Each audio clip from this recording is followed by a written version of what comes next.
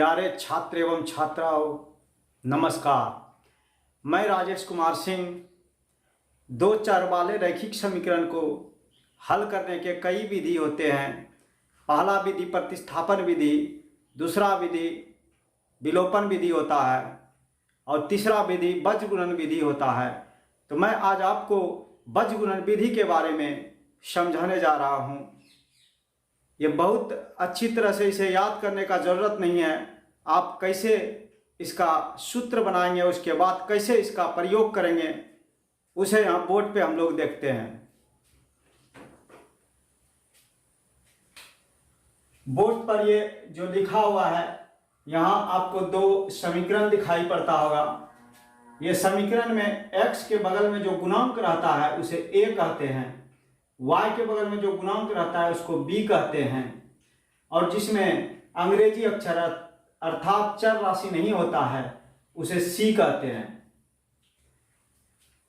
इसमें जो हल करने का तरीका होता है, यहाँ देख रहे होंगे आप, दो तरह का समीकरण है। इसमें एक वैसा समीकरण है जिसमें बराबर के इस पार में लिखा हुआ अंक है और इसमें बराबर के इस पार में लिखा हुआ अंक नहीं है। आपको इस रूप में बदल के हल करना होगा। अगर इस रूप में हल करते हैं तो उत्तर में चिन्ह उल्टा आएगा। अगर आपका माइनस आएगा तो उत्तर में प्लस दिया हुआ रहेगा और आपका प्लस आएगा तो माइनस दिया हुआ रहेगा। अतः बराबर के इस पार में आप कोई अंक नहीं रहने दें, इसको इस पार किया जाता है। इसको इस पार करने के ही बाद आप सॉल्व करेंगे, तभी आपका उत्तर सही निकलेगा। पहले हम लोग इसका सूत्र देखते हैं कैसे बनता है। x के बगल में जो गुणांक है इसको a कहते हैं, y के बगल में जो गुणांक है इसको b कहते हैं, और जिसमें अंग्रेजी अक्षर नहीं होता है इसको c कहते हैं। अब इस पहला पद का चर लिया गया है अर्थात अंग्रेजी अक्षर x लिया गया है, दूसरा पद का चर अर्थात अंग्रेजी अक्षर y लिया गया है, और तीसरा पद में कोई चर नहीं लिया गया है। तो इसको पहले चर को ऊपर में लिख लेते हैं x, फिर बराबर देते हैं, दूसरे चर को ऊपर में लिखते हैं y, फिर बराबर देते हैं, और तीसरे पद में कोई चर राशि नहीं है अतः उसके जगह पे 1 लिखते हैं। चूंकि इसमें 3 पद है, पहला, दूसरा और तीसरा, इसीलिए इसमें 3 पद बनाया गया। अब इसको कैसे लिखना है, इसका जो गुणांक होता है a b c, यहां हमने सजाया है इसको साइक्लिक ऑर्डर कहा जाता है। अर्थात जिस तरह से साइकिल का चक्का घूमता है उसी तरह से ये गुणनखंड घूमेगा। आपको शुरू से गुणा करना है, a से गुणा करना है b में, और चूंकि संख्या में स्टार्ट 1 से होता है इसलिए पहला गुणनफल को 1 के नीचे लिखना है। पुनः गुणा करना है b से c में, तो दूसरा गुणनफल को आपको x के नीचे लिखना है, क्योंकि अल्फाबेटिक सिस्टम पे अर्थात ABCD में पहले x लिखाता है। पहले x लिखाता है तो पहले उसके नीचे BC लिखेंगे, उसके बाद ही y आता है तो y के नीचे c और a का गुणनफल लिखेंगे। आपको स्टार्ट 1 के नीचे से करना है, यहाँ गुणनफल a से शुरू करना है तो a गुना b, AB लिखेंगे, AB, और इसमें इसी को घटा देना है आपको AB। अब दूसरा जो गुणनफल आएगा B से C में गुना करेंगे BC, इसको स्टार्ट करेंगे X के नीचे से, BC में BC को घटा देना है, और तीसरा गुणनफल जो आएगा आपका C गुना A, इसको Y के नीचे में लिखेंगे, CA में CA को घटा देना है। उसके बाद बाएं तरफ का अंक समीकरण 1 के लिए होता है, दाएं तरफ का अंक समीकरण 2 के लिए होता है। इसमें 1 2 बैठाते जाएंगे, 1 2, और इसमें उल्टा बैठाएंगे 2 1, यहां भी बैठाएंगे 1 2 2 1, यहां भी बैठाएंगे 1 2 2 1, इसको उल्टा के बैठा दीजिएगा। ये आपका समीकरण तैयार हो गया। इसको याद करने का आपको कोई आवश्यकता नहीं है। इस तरह से आप अपने से ही समीकरण बना सकते हैं इस साइक्लिक ऑर्डर के द्वारा। इसको बोलते हैं इस तरह से x बटे b1c2 माइनस b2c1, y बटे c1a2 माइनस c2a1, 1 बटे a1b2 माइनस a2b1। ये आपका सूत्र बन गया। अब इसको बनाना कैसे है, तो इस रूप वाले को सबसे पहले इस पार करेंगे तभी आपका हिसाब बनेगा। जैसे ये इस तरह से है, अभी 5 को ई पार करेंगे, 5 के आगे में कोई चीज नहीं रहता है, यहाँ छिपा हुआ प्लस रहता है। दूसरे तरफ ले जाएंगे तो ये माइनस में बदल जाएगा। इसमें भी 8 के आगे में प्लस है, जिसको दूसरी तरफ ले जाएंगे तो माइनस में बदल जाएगा। इसको कैसे लिखते हैं, तो इस तरह से लिखेंगे 2x प्लस वाई माइनस 5 बराबर, इस पार में कुछ नहीं बचा तो यहाँ 0 रहता है, क्योंकि इसके आगे में प्लस 0 हम डाल सकते हैं। यहाँ भी कुछ नहीं है, प्लस 0 दे सकते हैं हम। ये प्लस 8 इस पार आ जाएगा समीकरण के बाएं तरफ, माइनस 8 बराबर 0। अब यहां से हम लोग लिखेंगे, ये पहला समीकरण हो गया, ये दूसरा समीकरण हो गया। जब पहला का ए बी सी लिखेंगे, चूंकि हम लोग पहला का लिख रहे हैं इसलिए सबके बगल में संकेत 1 देंगे, और दूसरा समीकरण का जब लिखने लगेंगे ए बी सी, तब सबके बगल में संकेत 2 लिखेंगे। ये संकेत का कोई कार्य नहीं होता, ये केवल बताता है कि ये पहले समीकरण का एबीसी है, और 2 बताएगा कि दूसरे समीकरण का एबीसी है। इसको इस तरह से लिखेंगे, पहला समीकरण का x के बगल में जो अंक रहता है इसको a बोलते हैं, a बराबर, इसमें 1 का संकेत देंगे पहला समीकरण के लिए, बराबर 2। y के बगल में कुछ नहीं है तो छिपा हुआ रहता है 1, तो यहाँ b बराबर, इसमें संकेत 1 भरेंगे, यानी अर्थात b1 बराबर 1 आ गया। जिसमें अंग्रेजी अक्षर नहीं है उसको c बोलते हैं। तो जब भी आप लिखिए एबीसी तो उसमें चिन्ह के साथ ही उतारिए। 5 के बगल में चिन्ह माइनस है, इसलिए C1 बराबर -5 लिखेंगे। ये पहला समीकरण का तीनों हम लोगों ने लिख लिया, A1 B1 C1।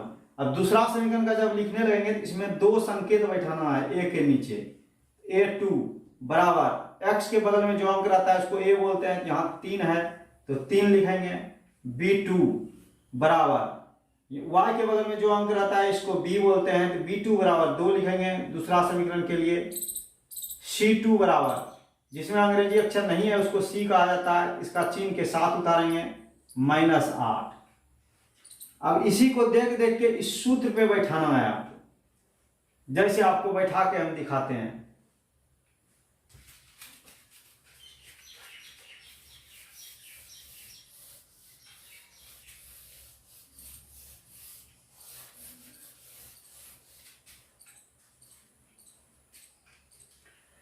ऊपर में x है तो x लिखेंगे, बटे देंगे। यहां b1 है तो b1 आपको देखना है कहां है, b1 के जगह पे 1 लिखा हुआ है, 1 लिखेंगे। और जब किसी 2 अंग्रेजी अक्षर रहे या एक अंक रहे का अंग्रेजी अक्षर बीच में कोई चिन्ह नहीं रहता है तो वहां गुणा का चिन्ह रहता है। b और c के बीच में कोई चिन्ह नहीं है तो यहाँ गुणा का चिन्ह भरेंगे हम लोग। C2 का मान, C2 यहाँ पे मेरा -8 दिया हुआ है। माइनस वाला जब भी लिखिए आप तो ब्रैकेट के अंदर लिखिए, इसको हमेशा याद रखिएगा। यहाँ -8 लिखेंगे और पुनः यहाँ माइनस का चिन्ह है तो माइनस देंगे। B2 का मान यहाँ 2 दिया हुआ है तो 2 लिखेंगे। फिर इस बीच में कोई चिन्ह नहीं है, गुणन का चिन्ह भरेंगे। C1 का मान -5 है तो माइनस वाले को ब्रैकेट में भरना है, बराबर y बटे C1 है। C1 का मान -5 है तो ब्रैकेट में -5 डालना है। ये बीच में गुणा का चिन्ह रहता है तो गुणा देंगे। और A2 है, A2 के जगह पे 3 है तो 3 लिखेंगे। पुनः यहाँ माइनस का चिन्ह है तो माइनस डालेंगे। C2 यहाँ -8 है तो माइनस देंगे, 8 लिखेंगे ब्रैकेट के अंदर में। बीच में गुणा का चिन्ह रहेगा। A1 मेरा 2 है तो 2 लिखेंगे, बराबर यहाँ ऊपर में 1 है तो 1 डालेंगे। A1 गुणा B2, इस बीच में गुणा का चिन्ह होगा। A1 का मान यहाँ 2 है गुणा B2 का मान, B2 यहाँ 2 लिखा हुआ है तो 2 लिखेंगे। यहाँ माइनस का चिन्ह है तो माइनस डालेंगे।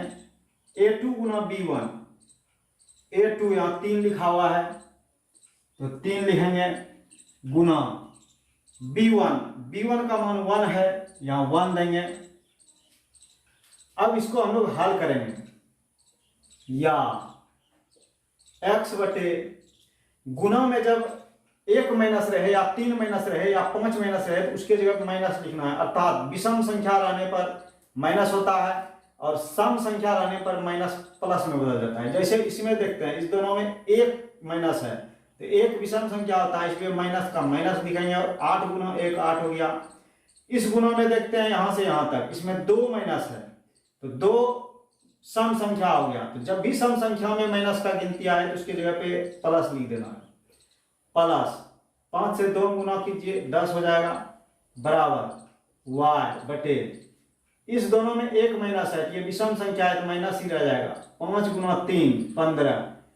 इधर देखते हैं हम लोग 2 माइनस है तो ये सम संख्या हो गया, ये प्लस में बदल जाएगा, गुना करते हैं 16 बराबर 1 बटे 2 गुना 2 4, यहाँ 1 माइनस है तो माइनस लग गया 3।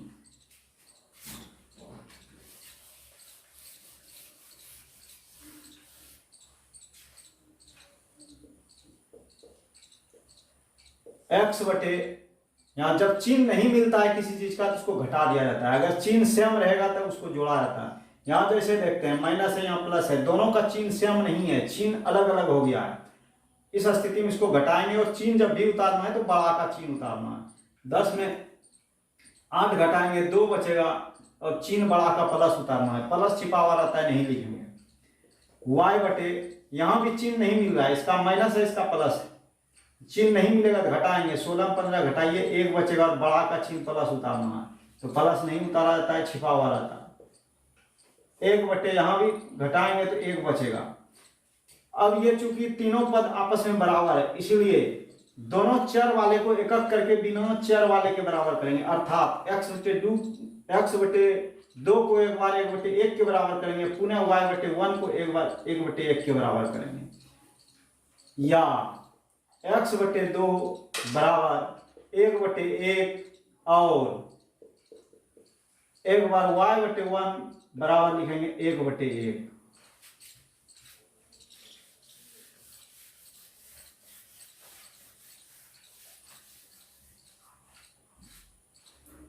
या अब इसको कोना कोनी गुना करेंगे, इसको क्रॉस मल्टीप्लिकेशन बोलते हैं। बीजगुणन विधि का इंग्लिश नाम है क्रॉस मल्टीप्लिकेशन मेथड। x से गुना करेंगे 1 में, x गुना 1 x बराबर 2 गुना 1 2 और y गुना 1 y हो गया बराबर 1 गुना 1 1। यह का सरलीकरण हो गया, x का मान आ गया और y का मान हो गया। इस विधि से आप चाहेंगे तो इसको आसानी से हल कर सकते हैं। जय हिंद, जय भारत।